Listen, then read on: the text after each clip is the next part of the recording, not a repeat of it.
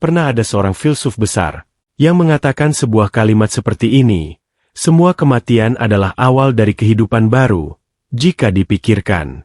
Sekarang, itu terdengar cukup masuk akal. Namaku adalah Hemyuen. Nama lengkapmu adalah Hemyuen Campbell. Ini adalah namaku sekarang. Benar, aku adalah seorang yang bertransmigrasi, dan caraku bertransmigrasi adalah cara yang paling klasik, dan yang paling kuno. Apakah kalian bertanya-tanya, kenapa orang di atas itu seorang wanita? Bukan begitu bro. Ini baru diriku. Semua karena menghindari seorang sopir truk yang membelok tiba-tiba. Demi menyelamatkan seorang gadis kecil dan kucingnya. Aku malah menabrak tembok hingga tewas. Begitulah, aku datang ke dunia light novel yang dulu aku baca sebelum mati. Sebuah dunia fantasi yang terdiri dari pedang dan sihir. Benua Matetia. Tidak seperti kehidupanku sebelumnya yang penuh perjuangan. Kerja bolak-balik untuk mencari nafkah sebagai pegawai kantoran parubaya. Sekarang aku adalah putra tunggal dari Duke Campbell. Salah satu dari 4 Duke Kekaisaran yang dikenal sebagai sang Raja Singa berhati mulia. Dalam dunia ini, Duke dan Duchess, yang disebut sebagai satu tingkat di bawah Kaisar, di atas ribuan orang, adalah ayah dan ibu yang sangat menyayangiku, sang putri ketiga Kekaisaran, yang dikenal sebagai anak suci yang murni, dan calon ratu es masa depan, adalah calon istriku. Ada juga seorang wanita cantik yang dikenal sebagai penyihir hitam dari Santa Maria, yang juga merupakan ketua klub alkimia kuno dan pustakawan. Dia adalah senior yang paling kuhormati. Oh iya, dan ada juga seorang yang disebut manusia terkuat di dunia, gadis kecil berambut putih dan bermata merah itu adalah masterku. Di saat seperti ini, masih ada orang yang akan berkata, kau punya uang, kekuasaan, status, dan bahkan gadis-gadis cantik. Bukankah kau ini benar-benar pemenang hidup? Awalnya aku juga berpikir seperti itu. Tapi aku, sialnya bukan protagonis. Aku telah mengikuti novel ini selama 2 tahun. Ini adalah dunia di mana karakter utamanya wanita yang superpower. Protagonisnya adalah wanita. Sedangkan aku Hemyuen Campbell, hanyalah seorang penjahat. Kecil dalam novel ini, jenis orang yang harus dihadapi oleh kelompok protagonis dalam perjalanan mereka. Seseorang yang hanya ada untuk membuat masalah, dan memberi pengalaman dengan menyerahkan nyawanya. Orang bodoh klasik seperti Goblin yang selalu muncul untuk latihan. Yang paling menyebalkan adalah novel terkutuk ini memiliki ramalan, yang mengatakan bahwa aku tidak bisa mengubah nasibku yang sial, atau aku akan mati lebih cepat. Ini tidak boleh. Itu juga tidak boleh. Kalau begitu tidak. Ada pilihan lain selain menggunakan senjata rahasia seorang tuan muda sepertiku. Lagi pula semuanya akan berantakan. Jadi lebih baik aku menikmatinya sepenuhnya. Saudara-saudaraku, biarkan kapal tenggelam saat tiba di ujung jembatan. Biarkan aku menikmati hidupku sebagai tuan muda bangsawan sebelum takbir kematian itu datang. Apakah menurutmu, jika aku terlahir kembali sebagai tuan muda bangsawan, mungkinkah ada seorang pelayan wanita tinggi 175 cm yang bisa melakukan semua pekerjaan rumah? Berambut panjang lurus hitam, dan sangat cantik berkata padaku, Tuan muda, aku sangat menyukaimu, tolong jadilah kekasihku. Mana mungkin, tubuh ini sebelumnya dikenal sebagai tuan muda yang paling dibenci di kekaisaran, sampah yang setiap orang ingin dilenyapkan. Mana mungkin ada yang menyukaiku, namun terlihat sebuah pelayan yang datang menghampirinya. Tuan muda saya menyukai tuan muda. Dia pun bertanya-tanya benarkah, dan berpikir tidak kusangka itu benar, dan wanita tersebut berkata iya. Lebih tepatnya, perasaan saya terhadap tuan muda bukan sekedar suka, tapi cinta, dan terlihat dia yang diikat oleh wanita tersebut. Saya akan memenuhi semua permintaan tuan muda yang egois. Serangga yang mengelilingi tuan muda akan saya basmi semua.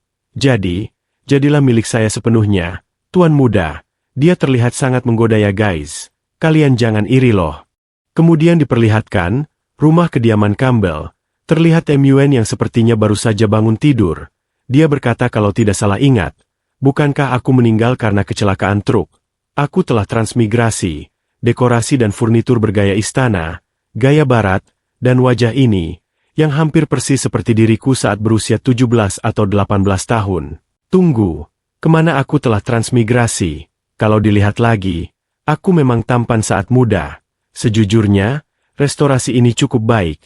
Ini pasti dunia seperti dalam sebuah game. Tapi tunggu, terlempar ke dunia lain karena tertabrak truk. Bukankah ini cuma imajinasi pria parubaya gemuk sebelum mati? Dia pun terlihat memegang sebuah pisau. Aku harus memastikan ini. Dia pun melukai tangannya.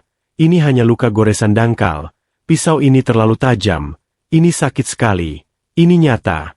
Aku benar-benar transmigrasi. Namun dia menyadari sesuatu. Ewan Campbell menghujat keluarga kerajaan. Status kebangsawanannya dicabut dan dia diturunkan menjadi rakyat jelata. Kejahatannya tidak termaafkan, dan dia dijatuhi hukuman pengasingan. Jangan pernah menginjakan kaki di kekaisaran ini. Melanggar akan dibunuh tanpa ampun. Dia pun berkata tidak mungkin. Saat pertama kali melihat nama ini, aku pikir ini cuma kebetulan. Tapi aku tidak menyangka. Aku benar-benar masuk ke tubuh pria ini. Orang bodoh yang mentalnya terganggu. Si penjahat berambut kuning yang bahkan bukan monster elit, yaitu Ewan Campbell, True Stronger Female Main Character in History, adalah novel paling populer tahun itu, di dunia sebelum kelahiranku kembali, dan itu juga salah satu dari sedikit karya yang aku ikuti setiap hari. Cerita utama dari novel ini adalah tentang protagonis, yang merupakan anak haram dari keluarga bangsawan yang jatuh, yang naik level dan membasmi segala macam monster. Dan Inggris di sepanjang jalan untuk menjadi pahlawan yang menyelamatkan dunia. Ewan adalah penjahat berambut kuning yang bodoh di bagian awal novel. Dia menggunakan latar belakang keluarganya untuk menindas protagonis, terus-menerus mengirim orang untuk menghabisi sang Herone, dan menjadi sumber pengalaman untuk kelompok protagonis. Pada akhirnya, rencananya hancur, dan seluruh rumah bangsawan terkena dampaknya. Dia sendiri diasingkan ke perbatasan, dan berakhir menjadi pengemis. Kalau tidak salah, tidak ada cerita tentangnya lagi setelah lebih dari 20 chapter. Dia tidak ingin menjadi tuan muda yang baik, malah menjadi orang bodoh yang menghalangi protagonis. Dan sekarang aku adalah dia. Aku pikir aku akan menjadi protagonis setelah kelahiranku kembali. Tapi ternyata aku terlahir di tubuh orang bodoh ini dan ditakdirkan menjadi batu loncatan. Apa yang harus aku lakukan? Ini sudah berakhir. Namun tiba-tiba seorang pelayan mengetuk pintu kamarnya. Dia pun menyuruhnya untuk masuk. Pelayan itu bernama Anna. Dia berkata, "Tuan muda, gaun yang akan dipakai pohon muda untuk pesta besok telah dikirim. Nyonya menyuruh saya membawanya untuk dicoba." Dia pun menjawab, "Oke, aku mengerti. Letakkan saja di sana." Namun Anna menjawab, "Tuan muda, apakah Anda terluka?" Ewan menjawab, "Aku hanya tidak sengaja melukai kulitku. Ini bukan masalah besar. Apakah kamu punya obat untuk menghentikan pendarahan atau plester? Atau sesuatu seperti itu yang bisa kamu berikan padaku?" Anna pun menjawab, "Aku tidak tahu apa yang Tuan muda bicarakan. Kalau hanya untuk menghentikan pendarahan, saya bisa melakukannya." Dia pun bertanya-tanya, "Jadi kau bisa mengobati aku?" Dan terlihat dia yang menjilat luka milik Moon. Dia pun sangat terkejut. Anna berkata pendarahannya sudah berhenti. "Setiap tetes darah Tuan muda sangat berharga. Tolong jangan mudah menyakiti diri sendiri." Dia pun berkata, "Oke, aku akan mengingat itu." Anna menjawab, "Kalau tidak ada yang lain, saya akan keluar untuk bekerja dulu." Dan dia pun keluar dari kamarnya. Ewan terlihat gemetaran dan senang. Ya Tuhan, ini terlalu mematikan. Pelayan berambut hitam dan lembut. Tapi dia sangat imut. Dan terlihat Anna yang berpikir, "Tuan muda, apakah dia baru saja mengucapkan terima kasih padaku?" Kemudian terlihat Moon yang berpikir tentang karakter ini. Dia adalah seorang putra seorang duk yang tampan, memiliki status tinggi, wajah rupawan, banyak uang di rumah, dan pelayan yang melayaninya. Kenapa dia harus memprovokasi protagonis? Kalau tidak salah, pemicu sebenarnya dari pengasingannya sepertinya adalah karena dia meracuni putri ketiga kekaisaran yang tinggi dan mulia pada upacara kedewasaannya. Sekarang aku tahu. Masalahnya mudah untuk menyelesaikannya. Jangan memprovokasi karakter utama wanita dan jangan melakukan hal bodoh selama upacara kedewasaan. Aku Ewan, masih punya kesempatan untuk mengubah takdirku, demi terus menjadi tuan muda yang kaya dan makmur di masa depan. Aku harus berpikir dengan hati-hati, kapan upacara kedewasaan itu. Dia pun terlihat mengingat saat pelayannya atau Anna membawa pakaian untuknya. Sepertinya itu adalah gaun untuk upacara kedewasaan besok. Dia pun sangat terkejut, karena baru menyadari hal itu, dia pun bertanya-tanya apakah ada sistem, leluhur, dewi, atau biksu, siapa saja, bisakah seseorang memperhatikanku? Apa aku benar-benar tidak punya ceat? Bukankah aku pernah mendapatkan 5 kartu emas dalam 10 undian di kehidupan sebelumnya? Bahkan jika ini hanya undian kartu dalam hidupku, Kalian tidak perlu memperlakukanku seperti ini kan? Besok adalah upacara kedewasaan. Ini sudah terlambat. Aku tidak tahu. Apakah meminta maaf langsung kepada protagonis besok? Bisa. Menyelesaikan dendam masa lalu. Aku rasa dia tidak akan meminta tuntutan berlebihan. Seperti memintaku menjilat kakinya di depan umum sebelum dia bisa memaafkanku. Kamu bisa melakukannya. Seorang pria sejati mampu menanggung penghinaan.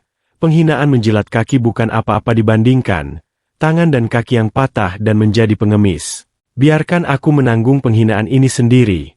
Tentu saja, akan lebih baik jika dia bisa memakai stocking hitam besok. Sudah aku putuskan, ketika kita bertemu. Besok, aku akan berlari ke arahnya, berlutut dengan kecepatan cahaya, dan bersujud 3 kali. Namun tiba-tiba dia merasa kalau ada orang yang melemparkan batu ke kepalanya. Dia pun bertanya-tanya apa itu tadi.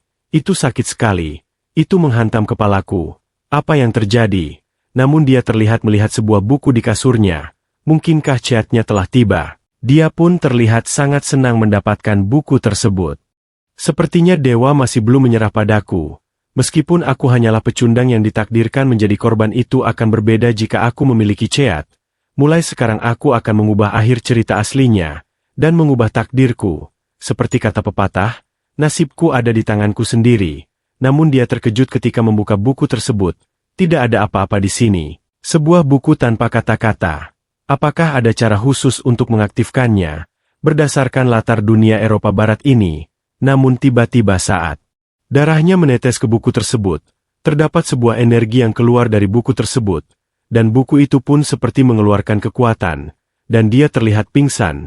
Dan tiba-tiba berada di sebuah tempat. Tangan dan kakinya juga terikat.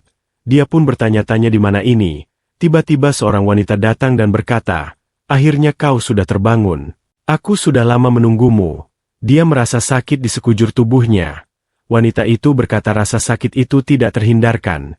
Semuanya untuk memberimu pelajaran. Kau tidak tahu betapa sedihnya aku saat ini. Kau seharusnya tidak seperti ini. Betapa jahat, kejam, dan egoisnya dirimu.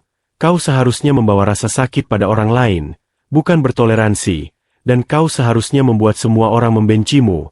Hanya dengan cara ini kau bisa menjadi milikku. Hanya milikku. Tetapi kau telah berubah. Hatimu berubah. Itu tidak bisa dibiarkan. Tapi jangan khawatir. Berapapun lama waktu yang dibutuhkan, aku akan membersihkanmu sepenuhnya dengan cintaku. Berulang kali, kita akan bersama selamanya. Bahkan kematian tidak bisa memisahkan kita. Dan Muen tiba-tiba terus sadar. Jadi dia sepertinya sedang bermimpi atau sesuatu seperti itu. Dia pun bertanya-tanya, "Tadi itu apa? Apakah itu mimpi?" Rasa sakit di kulitku masih terasa, dan mimpi itu terasa terlalu nyata. Apakah ini semacam mimpi prekognitif? Sebelum aku pingsan, aku ingat buku aneh ini, membalik halaman dengan liar dan menyerap banyak darah dariku. Jika ini benar-benar mimpi prekognitif yang dibawa oleh buku chat ini, apakah akhir yang mengerikan itu disebabkan oleh sesuatu yang kulakukan salah? Dan terlihat di dalam buku tersebut tertulis, "Jangan mengubah takdir." Dia benar-benar sangat terkejut. Dan buku itu seperti menghilang dan masuk ke kepalanya. Apakah ini peringatan bahwa aku tidak boleh mengubah plot aslinya? Kalau tidak, aku akan mendapatkan akhir seperti itu. Tapi kenapa? Bukankah itu akan menjadi hasil yang tragis? Jadi pada akhirnya, semua pikiranku hanyalah angan. Angan. Dan untuk bertahan hidup, aku hanya bisa memilih jalan menuju kehancuran. Tapi tunggu sebentar. Sebenarnya, jika dipikir-pikir, akhir cerita asli itu tidak terlalu buruk. Setidaknya aku masih hidup di akhir cerita. Anak kaya generasi kedua yang tidak berguna itu tidak punya kemampuan untuk mencari nafkah. Jadi dia diasingkan dan secara alami menjadi pengemis. Tapi aku berbeda. Aku adalah seorang pekerja super yang telah mengalami ribuan ujian dan cobaan di masyarakat modern. Ini seperti Mimin ya guys. Lagi pula di cerita novel berikutnya, tidak mengatakan apa yang akan terjadi pada Muen Campbell pada akhirnya. Setelah diasingkan, aku bisa memulai dari awal di negara lain. Dengan kebijaksanaan manusia modern, tidak ada yang perlu dibekali dari status bangsawan itu. Dan itu hanyalah kelas istimewa yang diperoleh dengan mengeksploitasi kaum pekerja. Sebagai pejuang proletar sosialis sejati, aku masih bisa hidup dengan baik di dunia lain ini. Dengan tanganku, dan pengetahuanku, dan terlihat dia yang sedang menyantap makanannya. Aku belum pernah makan steak dan minum anggur seenak ini di kehidupanku sebelumnya. Kelas istimewa yang jahat ini benar-benar luar biasa. Aromanya sangat enak, dan terlihat ibunya yang berkata, "Ada apa?" Myun kecil terlihat sangat bahagia hari ini. Dia bernama Noise. Ayahnya pun berkata dia pasti menantikan pesta upacara kedewasaan besok. Bagaimanapun, itu adalah salah satu pesta terpenting dalam hidupnya. Ayahnya bernama Lon Campbell. Myun menjawab, "Ayah dan ibu, aku sangat menantikannya." Ibunya berkata, "Anak kecilku, dia tumbuh begitu cepat. Aku benar-benar tidak ingin melepaskannya. Anakku pasti akan menjadi orang yang paling mencuri perhatian di pesta besok." Aku bertanya-tanya, berapa banyak gadis muda dari keluarga bangsawan yang akan terpesona olehnya. Ayahnya pun berkata itu tidak mungkin. Dia sudah memiliki tunangan. Jika Putri Celia melihatnya dan cemburu, itu akan sulit dijelaskan. Ibunya pun terlihat cemberut dan berkata, "Aku tidak suka Putri Celia itu. Dia terlalu dingin dan tidak lucu sama sekali. Dia tidak pantas untuk anak kecil kita." Ayahnya pun menenangkan, "Kamu tidak bisa berkata begitu. Jika dia tidak pantas untuk Putri Celia, maka tidak ada yang pantas." Moon berpikir dalam hati, "Orang tuaku yang tercinta, seberapa percaya dirikah kalian pada putramu ini? Siapa sebenarnya Putri Celia itu? Oh iya, aku ingat. Dia adalah putri ketiga kekaisaran, anak murni putih yang diberkati oleh dewa, dan kandidat kuat untuk gelar wanita tercantik di kekaisaran. Di dunia aslinya, dia mendapatkan banyak penggemar dengan temperamennya yang dingin, dan kontras antara eksteriornya yang dingin dan interiornya yang hangat. Dia selalu menjadi pusat perhatian dimanapun dia pergi. Apakah kalian tidak tahu betapa burungnya putra kalian?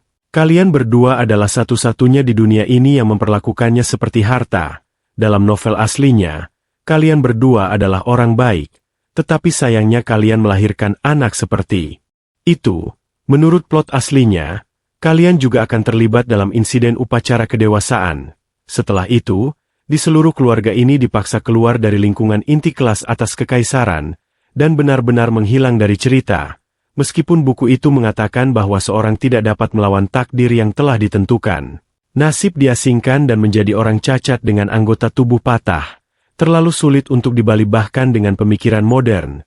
Aku tidak bisa menerimanya. Aku harus memikirkan cara untuk melakukan sesuatu. Aku tidak bisa mengubah takdirku sendiri, tetapi aku bisa mengubah takdir orang lain. Melihat seluruh kejadian, menyerang sang putri bukanlah alasan sebenarnya untuk hukuman dan pengasingannya. Alasan sebenarnya adalah karena ayahnya terlibat dalam kejahatan pengkhianatan, yang menyebabkan Duke Campbell, yang memegang kekuatan militer, terjebak dalam perebutan kekuasaan, dan dilikuidasi oleh kelas penguasa dan aristokrasi kekaisaran. Oleh karena itu, dengan premis bahwa akhir cerita tetap tidak berubah, keluarga Campbell harus dikeluarkan dari seluruh insiden sebagai jimat penyelamat setelah pengasingan. Selain itu, dalam utamanya harus menanggung kesalahan tersebut. Berbicara tentang mengambil kesalahan, tampaknya tidak ada tempat yang lebih cocok daripada itu di dunia latar fantasi barat ini. Hanya tersisa 1 hari sebelum upacara kedewasaan, sudah terlambat untuk membuat lebih banyak persiapan sekarang. Kita hanya bisa beradaptasi dengan situasi saat waktunya tiba. Tugas yang paling mendesak adalah menyelesaikan hasil yang telah ditentukan.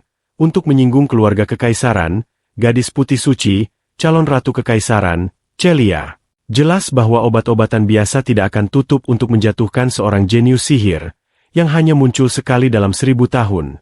Selain itu, pria ini tidak memiliki ingatan tentang obat semacam itu, yang membuktikan bahwa benda seperti itu tidak ada di dalam Menshan. Mungkin ada beberapa di sana. Aku harus menemukan alasan untuk menyelinap keluar nanti, sekalian memeriksa apakah tempat itu benar-benar seperti yang tertulis dalam novel, sebuah tempat di mana segala macam kekuatan jahat dan penjahat buronan bersembunyi. Jika tidak, bahkan jika aku ingin mengalihkan kesalahan, aku tidak bisa melakukannya hanya dengan kata-kata, dan terlihat dia yang menabrak seorang pelayan. Pelayan itu pun merasa kesakitan.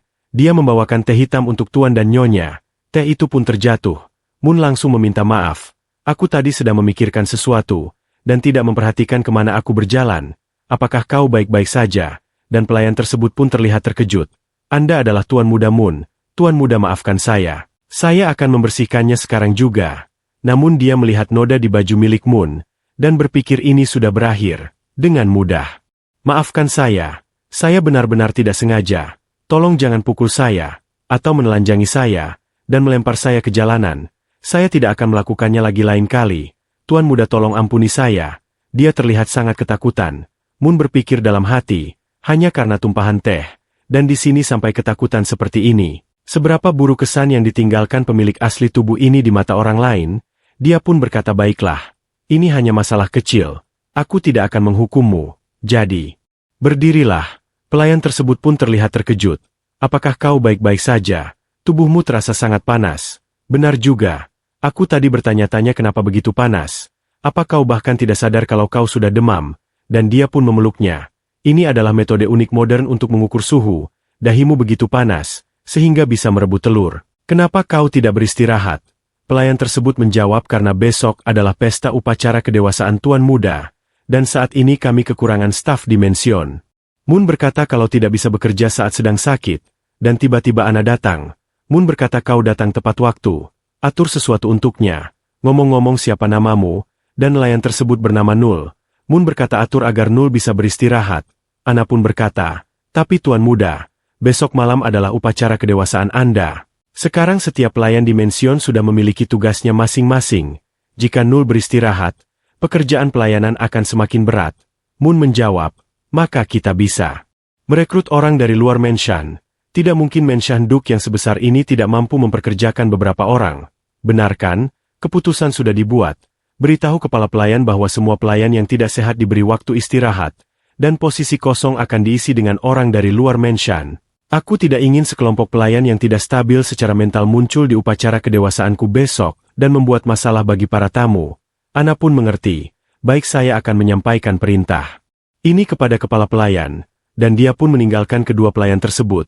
Nul berkata, Kak Ana, apakah kau ingat tuan muda pernah berkata bahwa dia tidak ingin orang luar yang kotor mencemari mention Duk, jadi dia tidak membiarkan pelayan merekrut bantuan dari luar. Tapi hari ini tuan muda sepertinya berbeda. Karena menjawab jangan berpikir terlalu banyak. Cukup ikuti perintah tuan muda dan pergilah beristirahat. Karena berpikir memang ada beberapa perubahan kecil dibandingkan sebelumnya. Untuk menghindari situasi yang tidak terkendali, sepertinya perencanaan harus dilakukan lebih awal, dan kemudian terlihat, Moon yang sedang mencari barang di peti harta miliknya. Bukan yang ini, dan yang ini juga bukan. Aku jelas mengingatnya.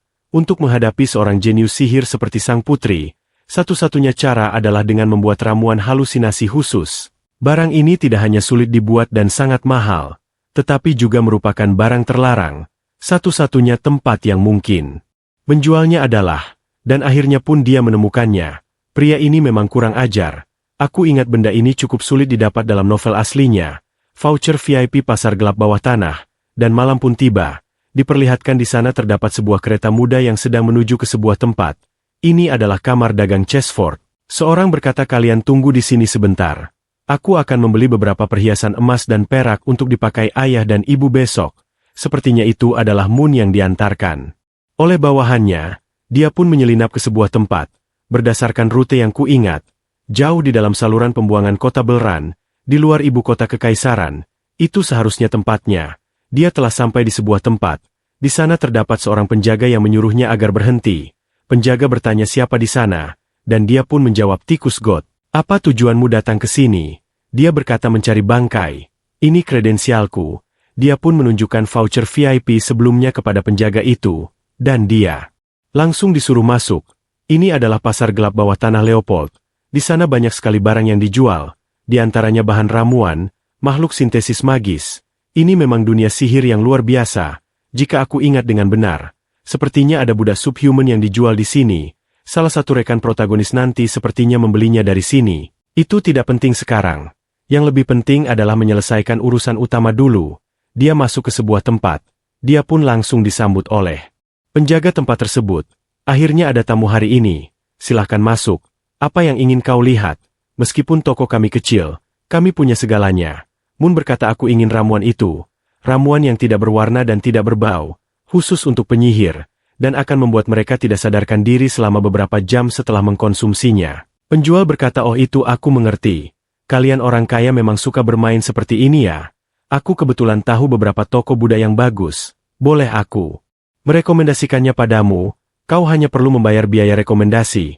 Jika menyebut namaku, kau bisa mendapatkan diskon. namun Moon langsung berniat pergi meninggalkan tempat itu. Aku tidak perlu. Aku pergi saja. Penjual itu pun langsung menghentikannya. Tunggu. Aku punya. Tentu saja Tuan Muda tolong tunggu. Tapi benda ini langka. Aku harus mencarinya dulu. Tuan Muda tolong tunggu sebentar. Terlihat dia yang mencari barang tersebut. Moon berpikir dia mengenakan topeng yang menutupi seluruh wajahnya. Dan suaranya telah dimodifikasi secara magis. Sehingga tidak mungkin menentukan apakah dia pria atau wanita. Tapi nada bicaranya dan sikapnya, dan tubuh yang luar biasa ini, kemungkinan besar dia seorang wanita cantik. Metode yang digunakan mungkin lebih kuat daripada fisiknya, sehingga dia bisa bertahan di tempat yang dipenuhi berbagai macam orang, dan geng yang saling memangsa. Jika aku bisa menjalin hubungan baik dengannya, dia mungkin bisa membantuku saat aku diasingkan oleh kekaisaran nanti. Penjual tersebut pun berkata, tunggu aku sebentar lagi Tuan Muda. Moon berkata, tidak masalah. Selama kau benar-benar memilikinya, aku tidak terlalu terburu-buru. Namun tiba-tiba seseorang masuk ke dalam. Orang tersebut berkata, aku ingin membeli obat khusus yang sangat kuat, tetapi tidak meninggalkan jejak sihir setelah digunakan. Apakah ada? Penjual pun berkata, oh iya, tunggu sebentar. Penjual tersebut pun berpikir biasanya tidak ada yang tertarik dengan jenis ramuan ini. Sungguh aneh hari ini. Moon pun berpikir, sosok ini, dan aroma sama yang keluar dari tubuhnya. Apakah wanita ini juga punya kebutuhan semacam itu? Membeli obat ini kemungkinan besar untuk mencelakai seseorang. Tapi sayangnya aku tidak bisa menghentikannya. Orang yang akan terkena obat ini, nasibmu tergantung pada dirimu sendiri, dan penjual pun menunjukkan ramuan tersebut. Di hadapannya terdapat 2 botol yang sama dan berwarna merah. Moon berpikir apakah ini warnanya agak mencolok. Penjual berkata, pelanggan tidak perlu khawatir. Meskipun warna obat ini memang terang, ia benar-benar tidak akan terdeteksi jika dicampur ke dalam minuman seperti anggur merah. Dan dibandingkan dengan kekurangan kecil ini yang tidak terlalu mencolok, keunggulannya jauh lebih besar. Hanya dengan setetes kecil saja, bahkan seekor gajah akan langsung kehilangan kesadaran. Dan langsung pingsan selama 2 hingga 3 jam. Moon sangat terkejut mendengarnya. 1 tetes bisa membuat gajah pingsan. Apa ini benar-benar bekerja? Penjual menjawab, tentu saja benar. Mau mendapatkan kualitas sesuai dengan harga yang kau bayar. Jika tidak percaya, kamu bisa mencobanya sendiri. Tapi perlu diingat, jika kau tertidur di sini, aku akan mengenakan biaya perawatan sebesar 5.000 ml per jam. Ramuan tidur khusus, Dream of Nankiang, dihargai 130.000 ml. Toko kami tidak menerima tawar-menawar dalam bentuk apapun. Apakah kau ingin membayar dengan kartu atau tunai?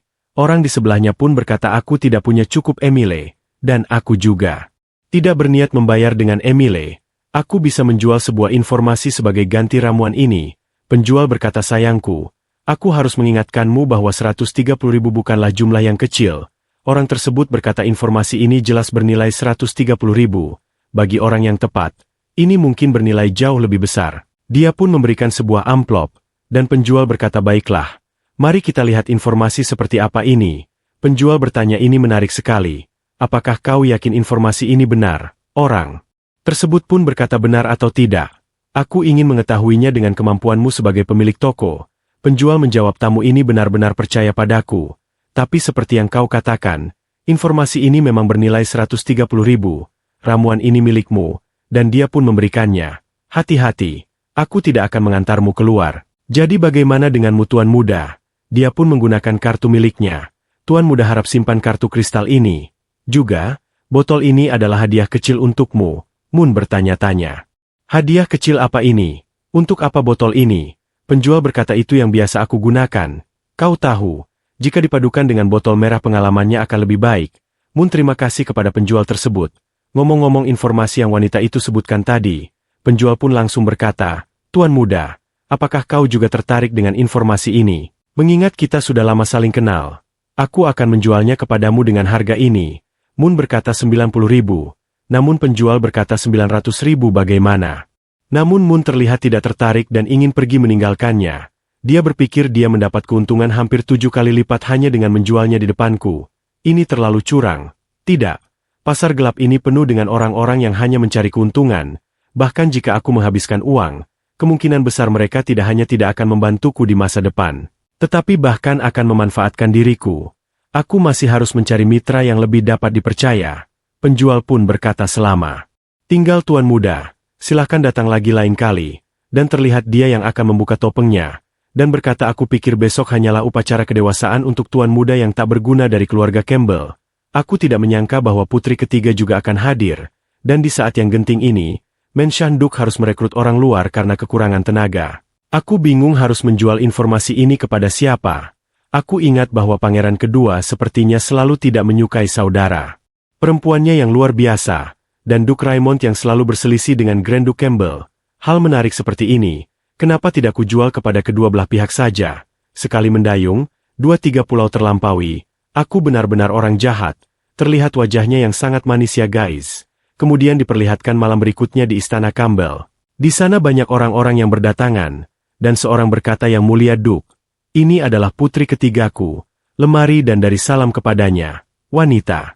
Itu pun berkata salam kepada Grand Duke Campbell, dan salam kepada, belum selesai mengatakannya, ketika dia melihat wajah Moon, dia langsung lari, ibu memanggilku, maaf aku harus pergi sekarang. Ayahnya pun berkata maaf putriku memang agak pemalu, jadi aku meminta maaf atas namanya. Moon berkata tidak masalah, aku tidak mempermasalahkannya. Ini kesalahan kami karena tidak menyambut kalian dengan baik. Silahkan duduk. Dia berpikir seperti yang aku juga, bukan hanya putri Marquis Hill. Semua orang menatapku dengan cara yang hampir sama. Bagaimanapun, reputasi pemilik asli tubuh ini memang terlalu buruk. Ayahnya Moon berkata, aku sangat puas dengan penampilanmu hari ini. Aku sedikit khawatir sebelumnya, tetapi sekarang sepertinya kekhawatiranku tidak perlu. Kau adalah tokoh utama dalam upacara kedewasaan hari ini. Setelah malam ini, kau bukan lagi seorang anak laki-laki, tetapi seorang pria sejati dari keluarga Campbell. Lakukanlah yang terbaik. Moon berkata aku akan berusaha sebaik mungkin. Dan tiba-tiba seorang berkata, semua hadirin harap tenang. Marilah kita menyambut orang ketiga dalam garis keturunan Kekaisaran Leopold. Gadis putih suci yang diberkati oleh Dewi Es dan Salju. Semua orang pun membungkuk ke arahnya, memberikannya hormat. Terlihat putri tersebut yang sangat cantik, yang mulia Celicia. Ayah Moon berkata, aku akan pergi menyambut Duke lainnya. Aku serahkan tempat ini padamu. Dan ingat, jangan sampai mengabaikan Tuan Putri, dan dia pun langsung menyambut Tuan Putri. Selisihnya berkata lama tidak bertemu denganmu Tuan Moon. Moon berkata kau terlihat sangat menawan hari ini. Celicia pun berkata, oh benarkah? Terima kasih atas pujiannya. Bagaimanapun, sangat jarang mendengar pujian darimu. Moon menjawab yang mulia kau membuatnya terdengar seolah aku orang yang kasar dan tidak bisa menjaga kata-katanya. Celia pun berkatakan memang begitu. Benarkan? Moon menjawab, yang mulia pastilah sudah datang jauh-jauh dari Royal City. Bukankah lebih baik kalau istirahat dulu? Pestanya akan diadakan nanti. Dia berpikir akhirnya dia pergi. Dia memang sangat cantik, tapi juga sangat menakutkan. Seperti yang diduga dari pemeran utama wanita novel originalnya, auranya sangat menyeramkan. Ternyata Celia memikirkan hal tentang Moon. Dia merasa kalau Moon berbeda hari ini. Apa ini? Karena dia menjadi lebih sopan. Orang-orang sedang membicarakan tentang sesuatu. Moon hanya mendengarkannya saja. Putri tidak sahnya juga ada di sini. Wanita yang bertarung dengan tunangan tidak lama ini. Aku dengar Count Bogar baru saja menyerahkan posisi ahli waris kepadanya. Dia bukan hanya anak tidak sah, tapi juga seorang perempuan. Bagaimana mungkin dia mewarisi gelar Earl? Aku tidak tahu apa yang dipikirkan Count Bogart, dan ternyata Count Bogart juga ada di sini, dan terlihat di sana. Terdapat dua wanita yang berjalan. Moon berpikir, akhirnya inilah dia tokoh utama sesungguhnya dari novel aslinya. Sang pemeran utama wanita dunia ini, yaitu Ariel Bogart. Dia pun berkata kepada Moon, halo Tuan Muda, kita bertemu lagi. Bagaimana kabarmu? Dia pun menjawab aku baik-baik saja. Namun tiba-tiba seorang berkata dan menghina Ariel, dasar orang rendah. Atau berbicara dengan Tuan Muda Moon. Tapi Moon langsung menutup mulut orang tersebut. Dia pun berkata aku baik-baik saja Nona Ariel. Terima kasih atas perhatianmu. Ariel pun terlihat sangat terkejut, dan berpikir apa-apaan ini. Pria ini tidak menyebutkan anak haram lagi seperti sebelumnya. Otaknya, yang ukurannya kira-kira sebesar kacang, ternyata bisa mengingat nama lengkapku. Apa dia benar-benar serius? Apa ada semacam konspirasi di balik ini? Dan tiba-tiba Moon berkata kepada wanita di samping Ariel, ini pasti Nona Lea Angel kan? Dan dia pun sangat terkejut Tuan Muda Moon tahu namaku. Dia pun berkata tentu saja bagaimana. Mungkin aku tidak tahu nama dari tamu penting malam ini, Nona Lea Angel. Namun ketika Moon ingin menjabat tangannya, dia langsung ditolak. Apa yang kau lakukan ucap Ariel? Alasan aku di sini sepenuhnya karena ayahmu saja.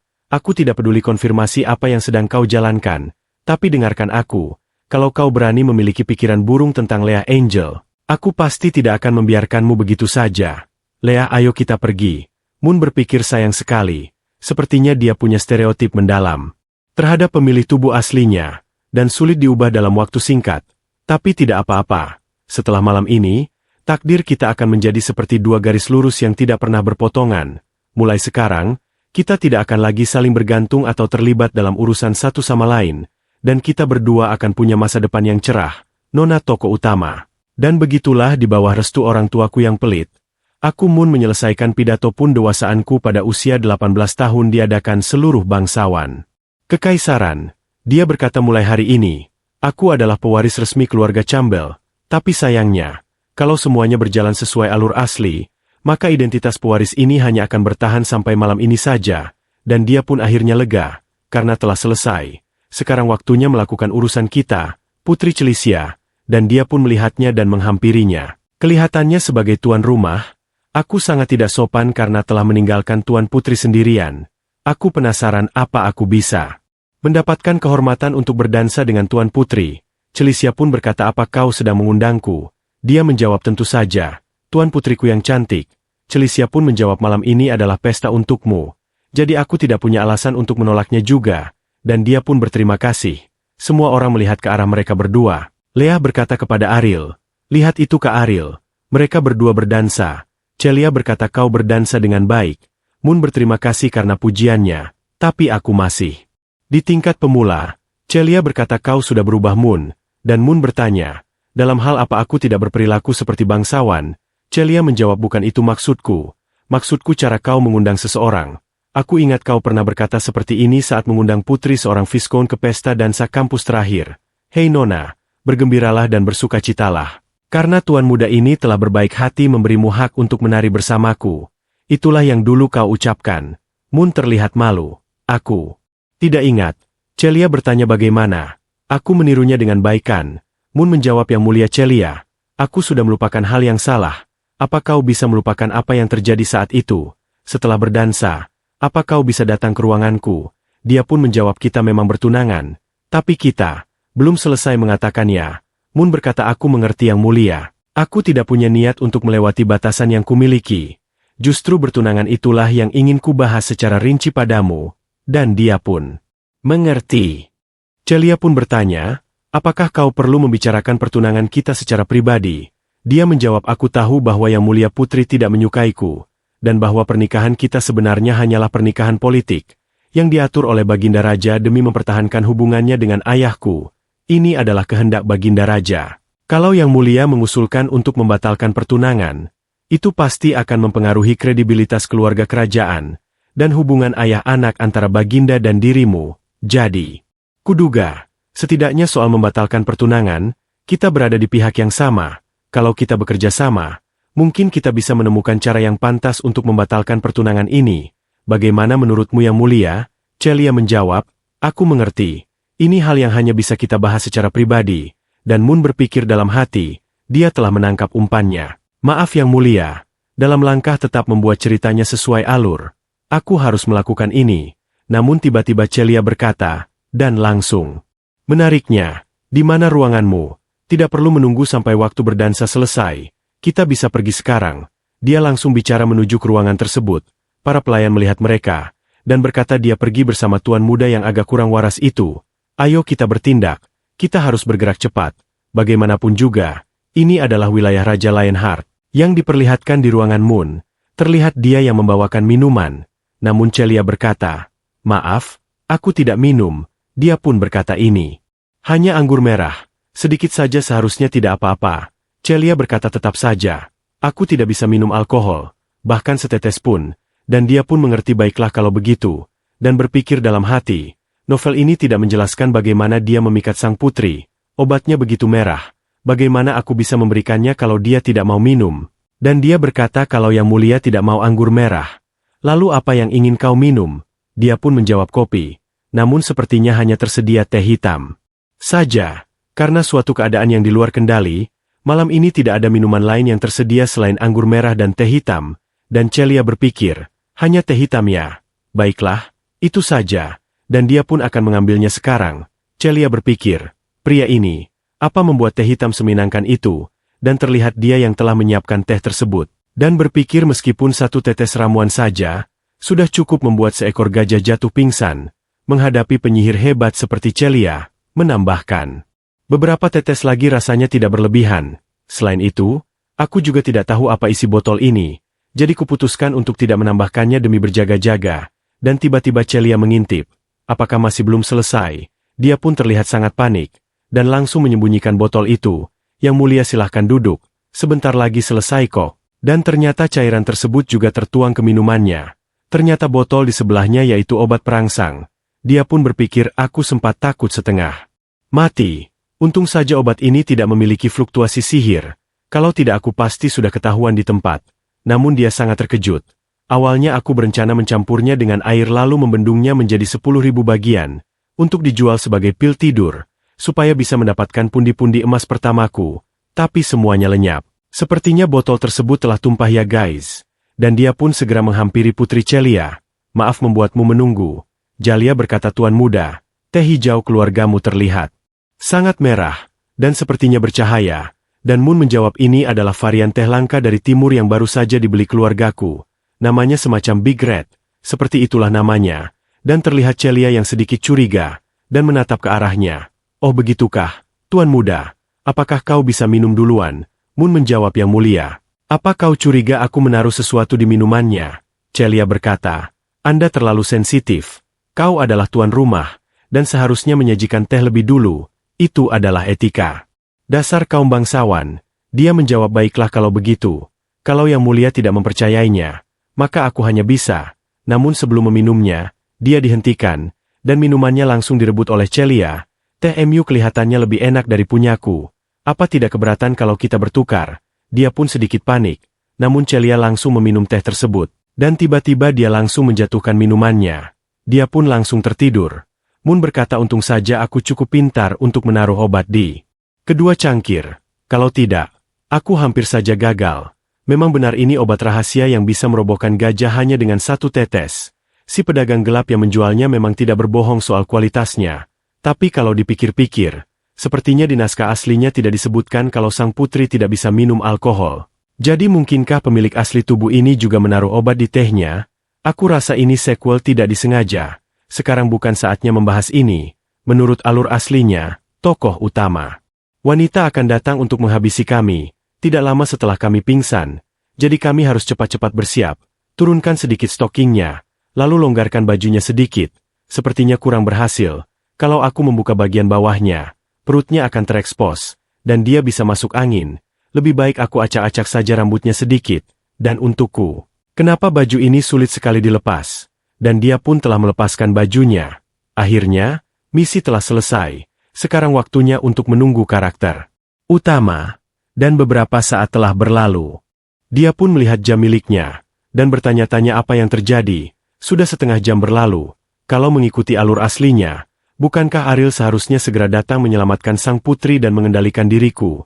Tapi kenapa sekarang jadi begini? Di mana dia? Tapi tunggu, sebenarnya, bagaimana alur aslinya bisa terjadi? Kalau tidak salah, waktu itu pakaian Ariel tanpa disengaja terkena noda dari seorang pelayan yang sedang sakit parah di kediaman Duke.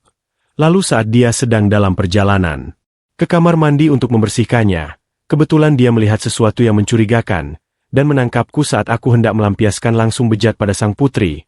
Maksudku pemilik tubuh ini sebelumnya. Tunggu, pelayan yang sakit parah itu, jangan-jangan nul, tidak mungkin.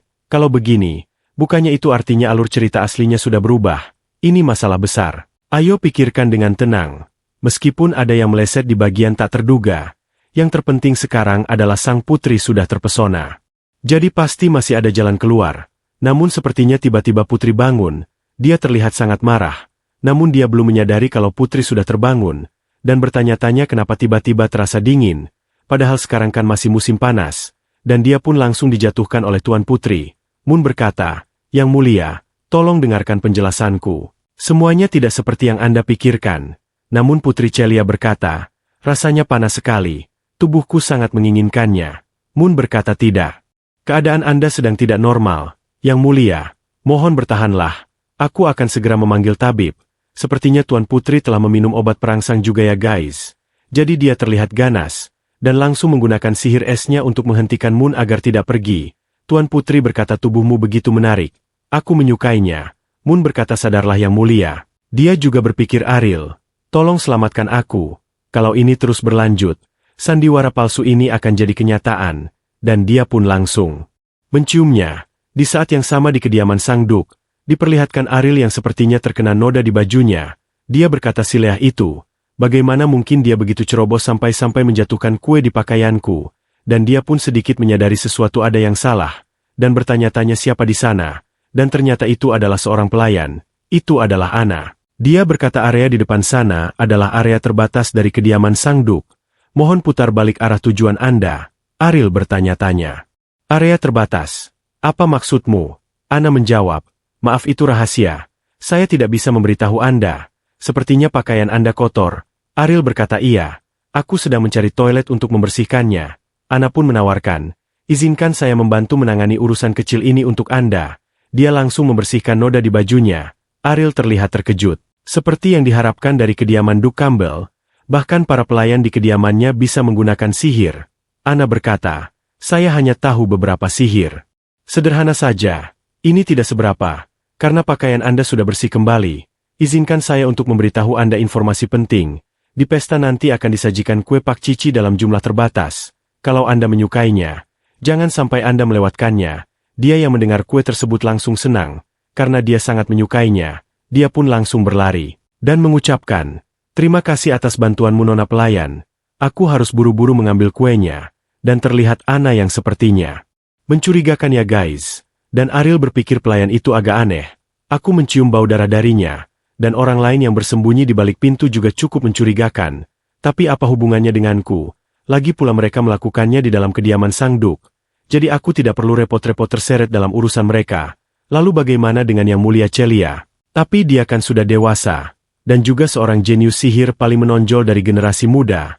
Mana mungkin dia sampai termakan oleh rayuan laibau bodoh itu kan? Sekarang, tidak ada yang lebih penting daripada kue paciciku. Aku datang kue tersayang, dan diperlihatkan seorang pelayan yang membawa sebilah pisau. Dia berkata, gadis itu sudah pergi. Apa dia juga target misimu? Namun pelayan yang satunya berkata, bukan, dia awalnya adalah target milik nomor 9. Dan nomor 9 itu mantan rekanku. Jadi aku tahu sedikit informasi tentangnya. Nomor 9 kalau tidak salah misinya gagal. Dan ya aku terjatuh ke tangan gadis itu. Padahal nomor 9 2 tingkat lebih kuat darinya. Tapi tetap saja dia terbunuh. Wanita berambut pendek berkata, jadi ternyata dia orangnya ya. Ngomong-ngomong, berapa lama lagi? Kita tidak punya banyak waktu yang tersisa, dan wanita di sebelah menjawab hampir selesai. Bagaimanapun, ini adalah sesuatu yang dipasang oleh Lionheart King, Ron Campbell. Meskipun ini mencakup seluruh wilayah kediaman Duke, tetap saja membuka celah tanpa menarik perhatiannya bukanlah hal yang mudah. Kita harus bergegas. Kalau Moon atau Putri Celia tiba-tiba muncul, misi kita akan gagal. Aku tahu, tapi kurasa masih ada waktu. Saat kita menyelidiki dinding luar tadi, dua orang itu sepertinya mereka sedang melakukan hal tersebut. Maksudnya akan enak-enak ya guys. Kemudian terlihat MUN yang sepertinya telah menyelesaikan enak-enak bersama Putri Celia. Dia pun terlihat kelelahan, dan berpikir aku menghindar sekuat tenaga, dan berhasil mempertahankan identitasku sebagai Great Mage selama 30 tahun. Kalau saja aku benar-benar melangkah lebih jauh dan melakukan itu pada sang putri, enak-enak ya guys maksudnya. Mungkin aku tidak hanya diasingkan, tapi aku bakal dihukum mati. Tapi sekarang tampaknya itu tidak ada artinya lagi. Terlihat putri yang sangat marah kepada dirinya, dan berkata, katakanlah kata-kata terakhirmu. Ini kesempatan terakhirmu sebelum mati. Dia terlihat menodongkan pedang es miliknya. MUN menjawab, bisakah kau sarungkan pedangmu dulu? Kita bisa membicarakannya baik-baik. Namun sepertinya putri sudah terlalu marah, dan berkata kalau kau tidak mau bicara, aku akan menghabisimu langsung. Dan terlihat Moon yang sangat ketakutan. Tunggu sebentar. Aku akan bicara. Biar aku pikirkan dulu. Dia pun berpikir ini akhir dari segalanya. Kalau aku gagal menenangkannya, sebentar lagi aku akan mati bahkan tanpa perlu menunggu pidana mati. Aku tidak tahu apa aku akan punya kesempatan kedua untuk terlahir kembali. Karena semuanya sudah sampai di titik ini. Satu-satunya cara adalah bertaruh dengan kebijaksanaan orang modern. Dia pun mulai berkata dulu pernah ada cinta sejati di hadapanku. Tapi aku tidak pernah menghargainya. Aku baru menyesal setelah kehilangannya. Kalau dewa memberiku satu kesempatan lagi, belum selesai mengatakannya. Putri langsung mengarahkan pedangnya ke arah kepalanya. Dia pun sangat ketakutan. Putri berkata, jadi itu alasan kenapa kau sangat menjijikan. Moon menjawab, dalam arti tertentu, ini perasaan tulus dariku. Dan kita juga belum benar-benar melangkah sejauh itu. Jadi soal hari ini, namun Putri langsung berkata, kamu menyebut cara kotor dan rendah seperti itu sebagai ketulusan. Apa kau sedang bercanda? Kalau kau benar-benar menyukaiku, kau seharusnya berdiri di hadapanku secara terbuka, dan menunjukkan karakter, kekuatan, serta ketulusanmu seperti seorang pria sejati. Kalau kau melakukannya, dan aku sampai jatuh cinta padamu, mungkin aku akan menempati perjanjian pernikahan dan menjadi istrimu. Tapi kau malah memilih untuk meracuniku. Itu adalah cara paling hina dan tak tahu malu. Putri pun terlihat meneteskan air matanya. Moon berkata, maafkan aku Putri Celia. Aku berkata jujur padamu. Aku benar-benar tak punya pilihan lain. Aku hanya ingin sebuah hasil. Aku sama sekali tak berniat menyinggungmu. Namun Putri menyuruh untuk diam dan berlututlah. Dan terdengar suara dari luar kamar. Namun Putri tidak memperdulikannya. Dia langsung mengangkat tubuh Hemyuen dan menyuruh orang-orang di luar agar pergi. Dan Moon menjawabnya, tidak perlu. Ruangan ini kedap suara. Selain suara ketukan pintu, tak ada suara lain yang bisa masuk dan suara di dalam pun tak bisa keluar. Putri berkata, untuk saat ini, aku membiarkanmu hidup. Kenakan pakaianmu dan buka pintunya. Dan dia pun akhirnya memakai pakaiannya, dan berpikir ini benar-benar masalah besar. Sekarang hanya ada 3 pilihan tersisa, dibunuh langsung oleh Celia, digantung di depan umum oleh raja yang murka, atau dimutilasi oleh seseorang di ruang bawah tanah seperti di dalam mimpiku. Bagaimanapun juga, semuanya adalah jalan butuh, dasar tokoh utama pemalas. Urusan di sini sudah hampir selesai. Apa gunanya kau muncul sekarang? Dia membuka pintunya. Namun dia benar-benar terkejut. Ternyata itu bukanlah tokoh utama. Ternyata seorang pelayan yang datang. Dia berkata, Nyonya melihat Anda sudah cukup lama mengobrol dengan Tuan Putri, dan mengira Anda pasti merasa lapar. Jadi beliau memintaku membawakan kue ini. Terlihat dia yang memberikan makanan dan minuman. Dia pun menyuruhnya agar ditaruh di meja saja. Namun dia menyadari sesuatu. Tunggu dulu. Kenapa rasanya aku belum pernah melihatmu sebelumnya? Pelayan menjawab, aku adalah pelayan baru di kediaman Anda sejak semalam. Jadi wajar kalau Tuan Muda Hemyuen belum mengenalku. Dia menjawab, kau datang untuk membantu di jamuan ya. Tapi aku ingat Anda bilang karena tidak ada seragam pelayan cadangan. Mereka hanya merekrut pelayan biasa. Dan pelayan tersebut menjawab, tepat sekali. Dan sepertinya dia adalah seorang penyusup dan seorang asasin. Ia langsung melemparkan seluruh makanan tersebut. Dan berpindah dengan kecepatan tinggi. Tapi sepertinya targetnya bukanlah Hemyuen. Itu berarti adalah Celia. Dan terlihat di sana Celia yang akan diserang oleh pelayan tersebut menggunakan senjatanya. Dan ledakan pun terjadi. Sepertinya dia dapat menangkis serangan dari asasin tersebut.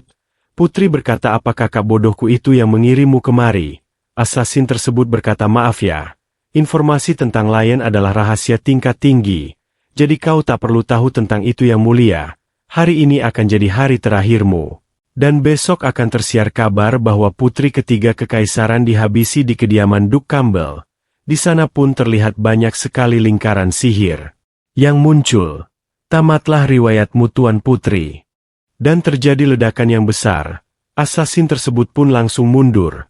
Dia berkata, dengan serangan sihir sepadat ini, bahkan para instruktur di Akademi Santa Maria pun hanya bisa.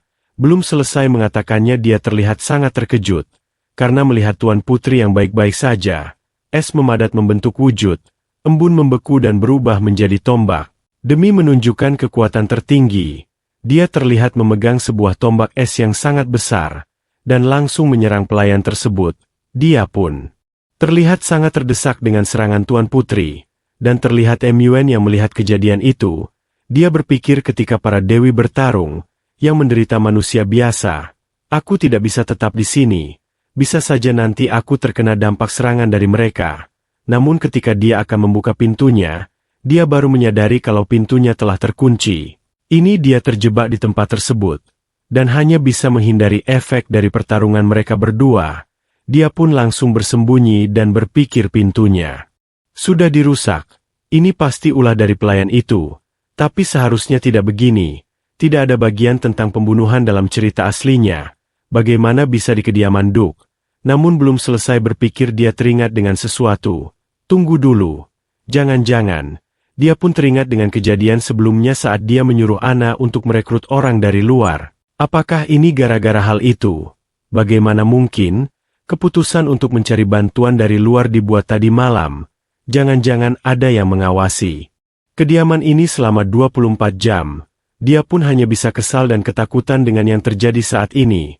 Sekarang aku hanya bisa berdoa agar Celia bisa mengalahkan assassin itu. Bagaimanapun juga, tubuh lemahku tak bisa ikut serta dalam pertempuran selevel ini. Tapi yang jelas dia hanya menargetkan Celia. Dan sekarang skenario aslinya tanpa sengaja telah berubah. Tidak ada yang tahu apa yang akan terjadi nanti. Tapi untuk sekarang, Putri Celia terlihat menang. Apakah kali ini kita akan mendapatkan happy ending? Kalau Putri sampai mati di sini, bukankah tak akan ada yang tahu apa yang akan terjadi di sini? Dan terlihat pelayan itu yang berkata, seperti yang kuduga, kau memang jenius pilihan para dewa Putri Celia. Dan Putri menjawab, kecepatanmu dalam bergerak, serangan panah magic, dan gravitasi yang membuat tubuhku berat. Dua serangan terakhir tidak menunjukkan fluktuasi sihir. Sepertinya itu adalah trik assassin dari ruangan sebelah. Pelayan tersebut berkata kau langsung bisa membaca trik sihir kami ya.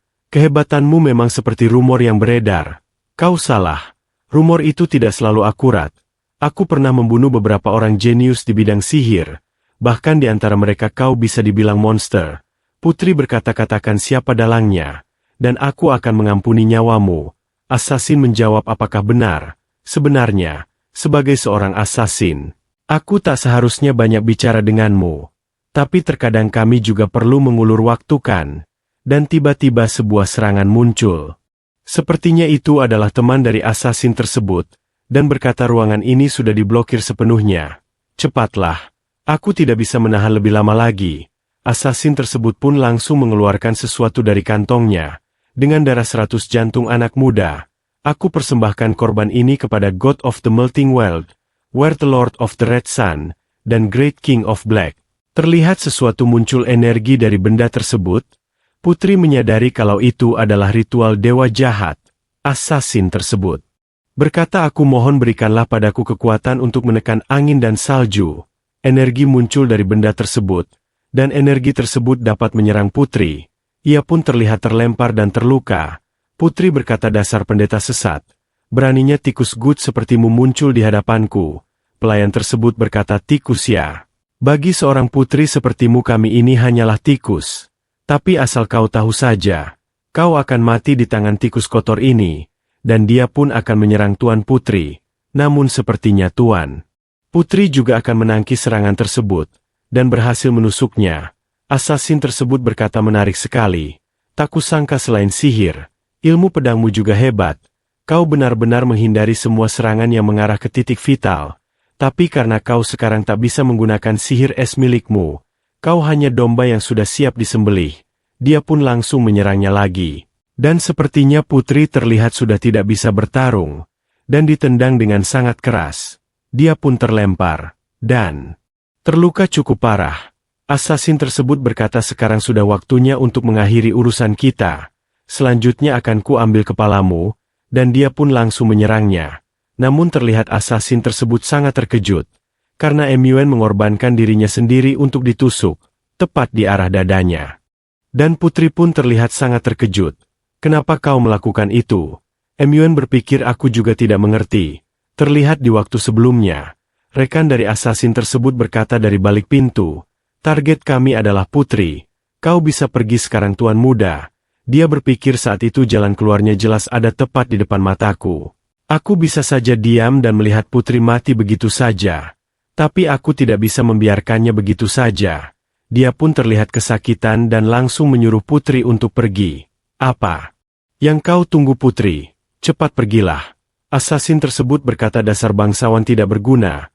Dia terlihat sangat marah dan berkata beraninya kau menghalangiku.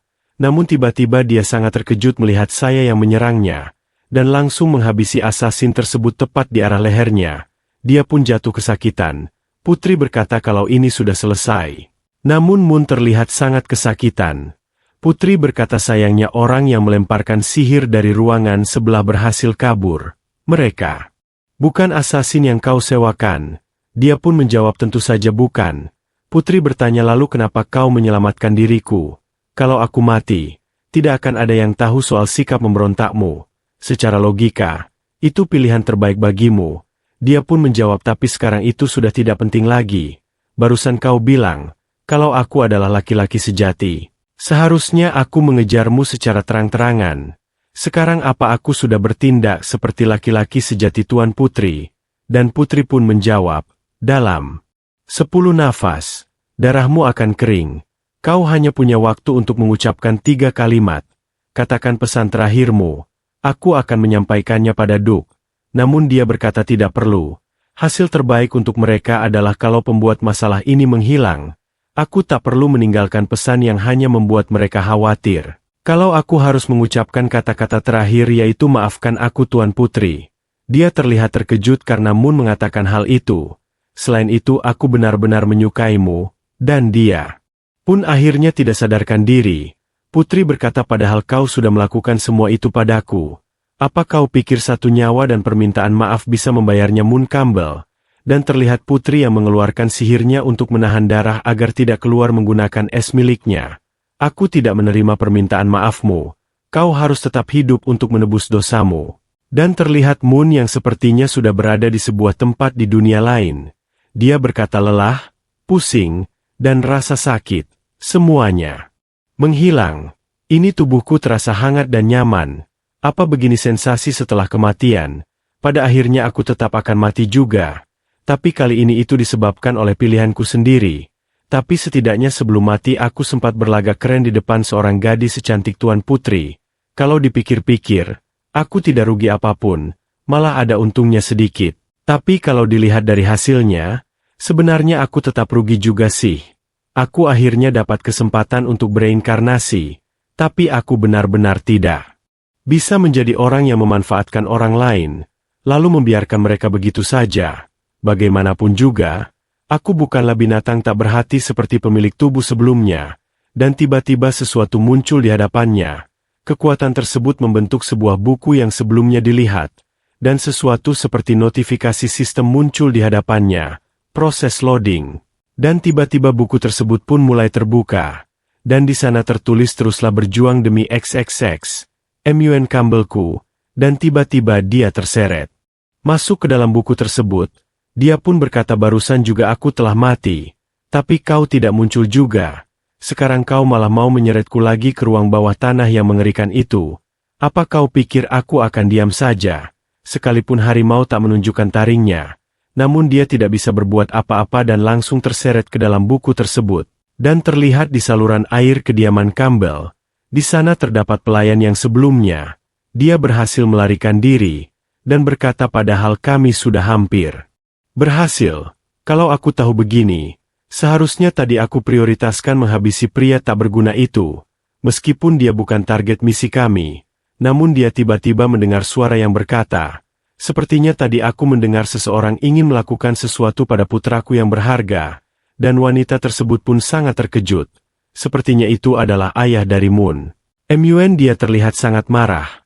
Wanita tersebut pun bertanya-tanya kenapa dia ada di sini. Leon Campbell sang White Lionheart.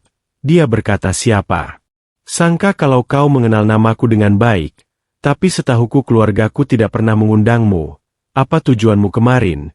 Ceritakan padaku terutama bagian tentang apa yang ingin kau lakukan terhadap putraku tercinta. Aku pasti akan mendengarkannya dengan seksama. Dia terlihat sangat marah kepada wanita tersebut, dan sepertinya akan menghabisinya. Dan diperlihatkan keesokan harinya, terlihat Mun yang sedang tertidur. Di sampingnya terdapat pelayan yaitu Ana yang menunggunya bangun. Akhirnya mulai tersadar, dan berkata apakah itu kau Ana? Dia pun menjawab benar ini aku tuan muda. Apa masih ada bagian tubuh yang terasa sakit? Kalau ada, aku akan segera memanggil tabib untuk mengobatimu. Dan dia pun berusaha untuk bangun dan berkata tidak usah. Aku mau ke kamar mandi.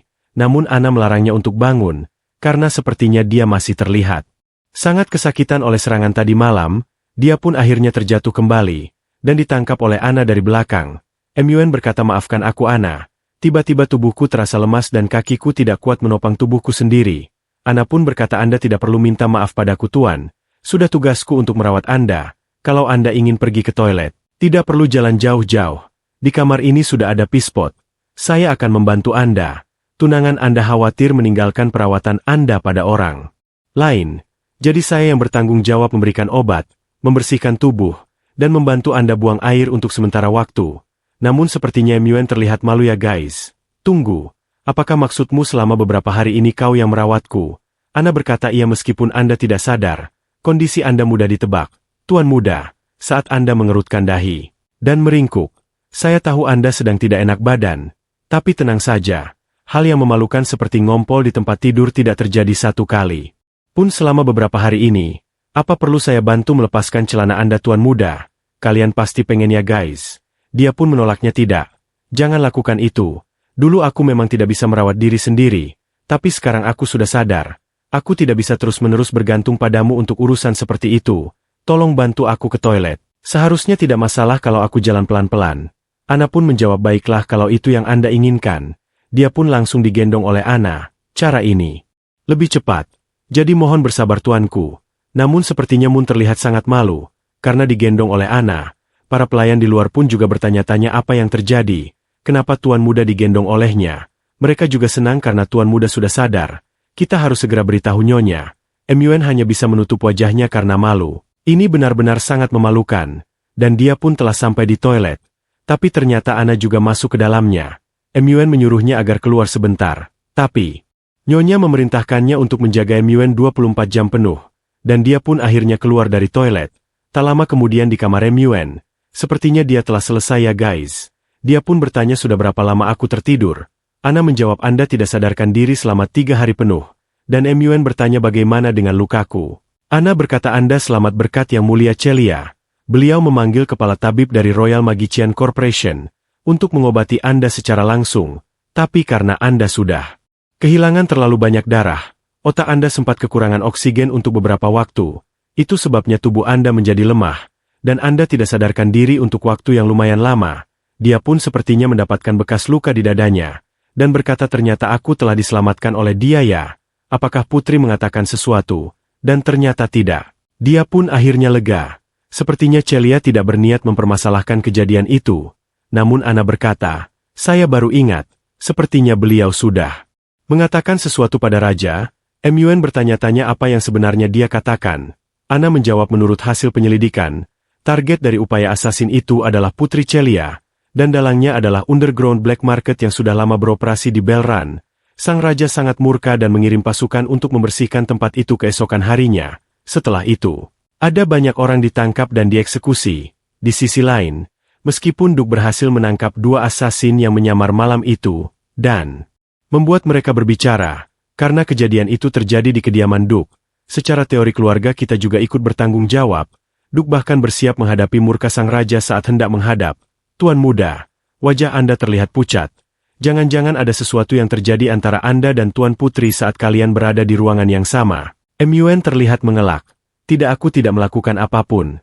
Mana mungkin, aku memang lemah. Tapi aku tidak sebodoh itu. Siapapun yang berani menyentuh sang Putri pasti langsung dipenggalkan. Dan terlihat di luar ruangan para pelayan sedang membicarakannya.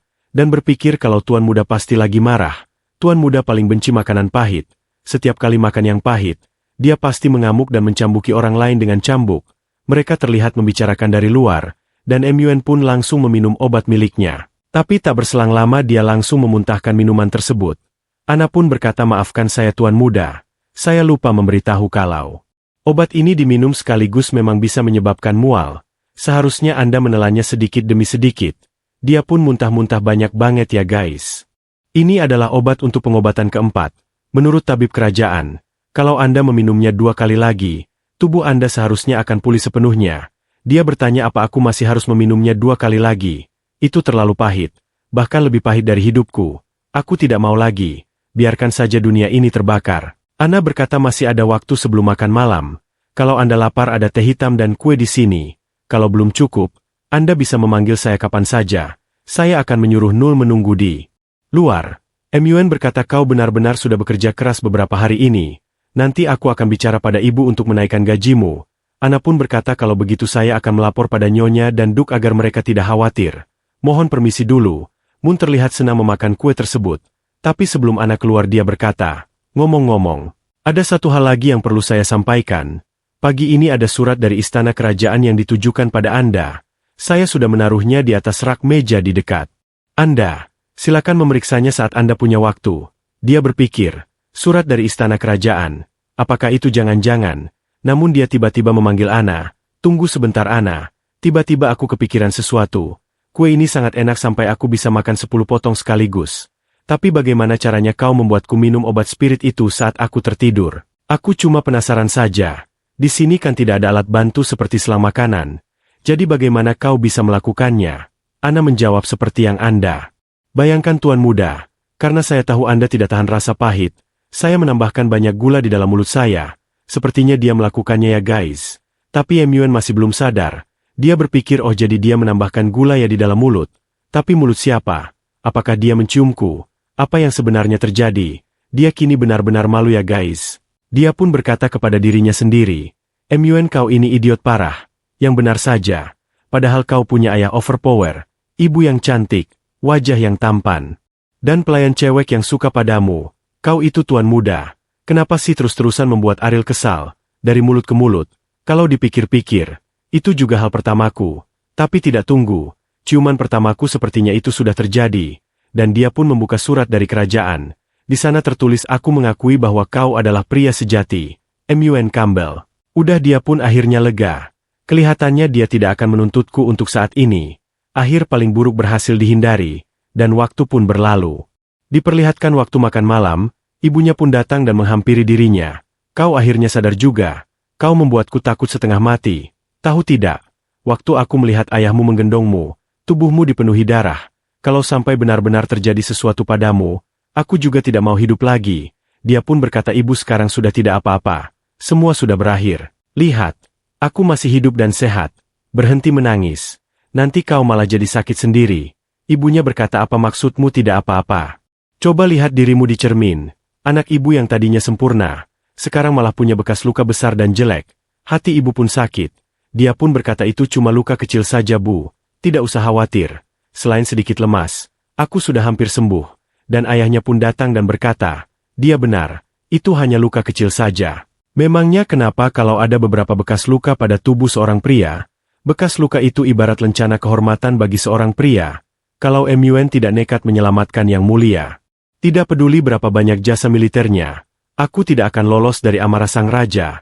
Dan MUN berkata ngomong-ngomong.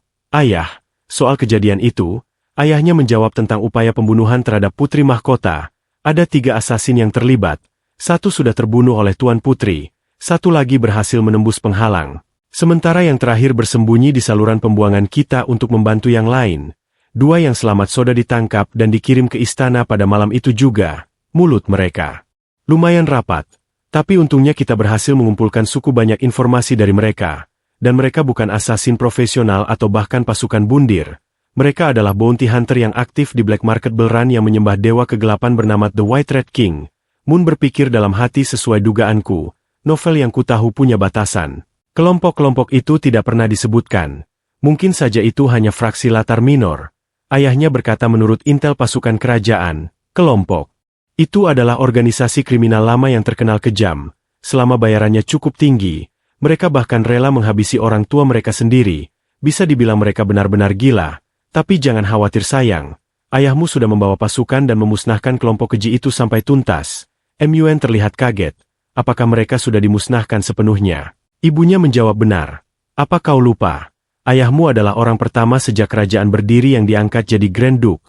Hanya karena jasanya di bidang militer. Kalau mereka berani menyakiti anak kesayangan kami, tentu saja kita tidak akan membiarkan mereka. Ayahnya berkata ibumu terlalu melebih-lebihkan. Aku hanya menjalankan perintah untuk membersihkan sarang tikus di sekitar ibu kota. MUN berkata oh begitu ya. Seperti yang diduga dari ayah. Lalu apa dalam dibalik semua ini sudah terungkap. Ayahnya menjawab sayangnya belum. Para bounty hunter yang ditangkap sudah dikutuk.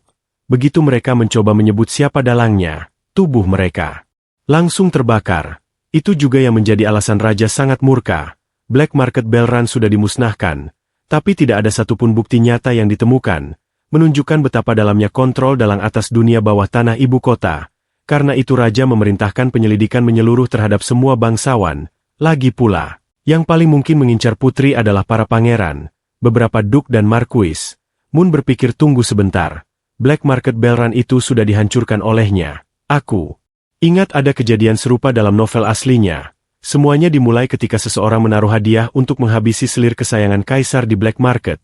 Dan ada yang benar-benar mengambilnya dan berhasil. Kaisar yang murka pun mengirim pasukan kerajaan untuk membersihkan dunia bawah tanah di Bell Run. Pembersihan brutal itu berlangsung selama 3 bulan penuh. Korbannya begitu banyak sampai saluran pembuangan istana berubah jadi merah lalu. Peristiwa itu dikenal sebagai insiden Sungai Darah. Tapi seharusnya itu terjadi 2 tahun lagi. Sekarang karena Black Market sudah lenyap, selir kerajaan tidak akan mati, dan insiden Sungai Darah yang sebenarnya pun tidak akan terjadi. Dalam skenario aslinya, insiden Sungai Darah adalah arc besar di tengah cerita untuk Feng Aotian. Ariel terseret ke dalam pertempuran di antara para ksatria dan dunia bawah saat pelelangan Black Market. Setelah lolos beberapa kali, Ariel memakai aura protagonisnya untuk bertahan dan berkembang pesat.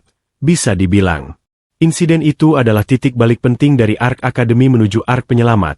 Tapi sekarang hanya karena aku memberi Null cuti selama 2 hari, semuanya malah jadi berantakan. Ini benar-benar kacau. Sekarang alur cerita aslinya sudah tidak mungkin dikembalikan ke semula.